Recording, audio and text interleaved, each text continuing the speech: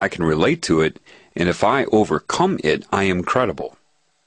The same way that a troubled teen would be credible if they became a guidance counselor. The same way that Robin Williams was credible to Will in Good Will Hunting. It's almost identical. Relating is so important.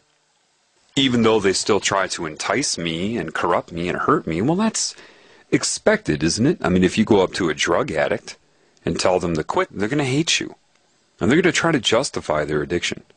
Then they're going to try to offer it to you. If that doesn't work, if the fight doesn't work and hurting you doesn't work, they're going to try to get you to do it. Doesn't the alcoholic always want to pour you a drink? Misery loves company. Why? They're trying to justify their condition because they're frightened. They're frightened of the unknown, which is why they use the unknown to scare givers. Givers are in a situation of amnesia. Taking uses fear and threats of the unknown to scare givers. If I were to give you one certainty in all existence, I would tell you this. Never, anywhere, anywhen, should a taking consciousness be in control of a giving consciousness. And if that happens, that is certainly a state of disease, regardless of scale. It is disease. One who overcomes will have a reward that is great. What reward do you think that is? If you're a guy, what is it? You think you're going to get a pretty girl in the afterlife? A virgin? What's motivating you now if you're a giver? The physical world? Is that what gives you your passion? That may be equated with pleasure in a polarized state of being, to detach from pain. But what gives you that passion, like I was talking about, where you're in that state that you would have the same enthusiasm whether you were talking to one person or 500,000? Someone's looks? Getting laid? Getting high? Making money? People that get excited about money are not passionate. They lie to themselves and say they're passionate. They're elated. They're manic. If your motive is the simultaneous receiving as you give, what do you think the reward would be? What is the reward if somebody jumps into a river to save a drowning swimmer? What is the motive to do it?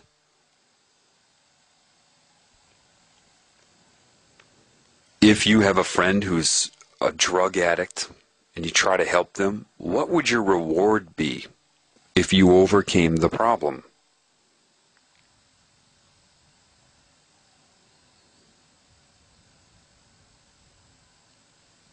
If you can come into this realm, recognize what you've become, see it in a mature way, a broad way, and forget about the judgment of other sick people, which is essentially all of mankind, and overcome it, even when they try to stop it.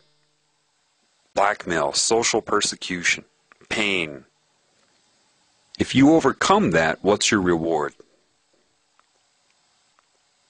Why'd you come here? Why are you here? Why is the Spirit doing what it's doing? Why? Why does a giver give? What is your reward? Jewels? You're going to have a Porsche in heaven? What? Money? You're going to be rich in heaven? Food? What? What is it you think heaven is? What is it that you think is going to be a reward? Bow down and receive your reward. And they open the box. What's in there?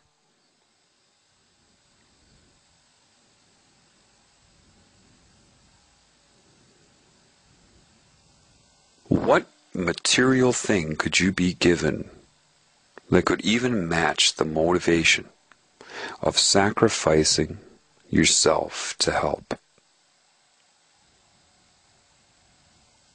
What's the reward?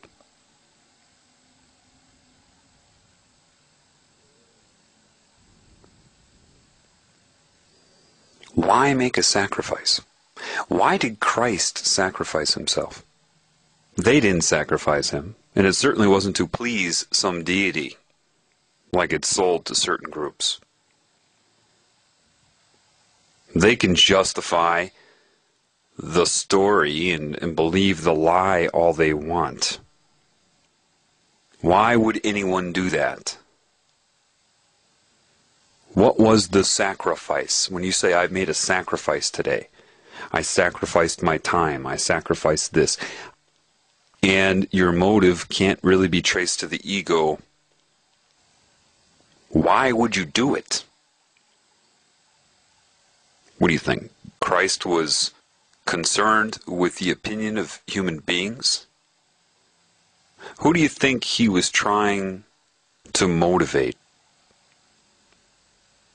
You are all subjected to that which his sacrifice was for. In other words, it was a way of saying, hey, you have a severe problem. Do I enjoy this torture you're imposing upon me? Would you be able to withstand this torture you're imposing upon me?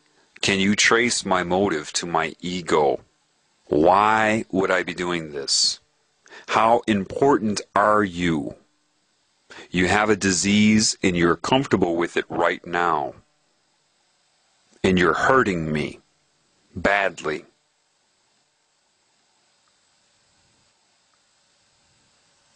How important do you think this is?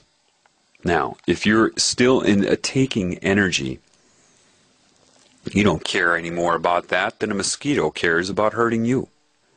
You don't even consider it. So what would the return of Christ be? What, do you think that man and that personality is going to return, do something, smack you all up, give you a big spanking? What? How about the realization from within what the value of life is? And when you truly know what the value of life is, you will know that it is irrelevant of scale. Therefore, one being is as important as the whole. When it is realized what that man actually did, and any like him that did the same thing, and why. Why?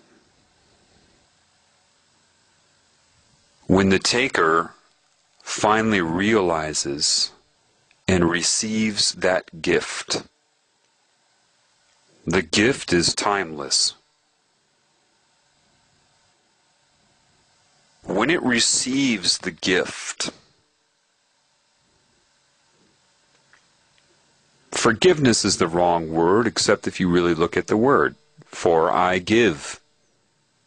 When a taker receives, it is also a giver. When it's on that wavelength, it has knowledge. When it has that knowledge, it understands. When it understands, it will metaphorically collapse, metaphorically cry. It will be in awe of how could it do what it has done and be forgiven.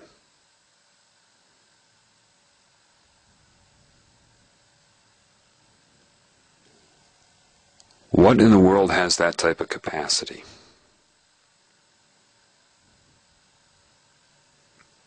And it will realize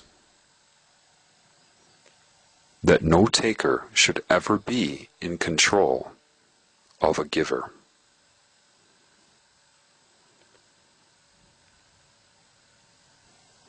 That's enough for now. Thanks for listening.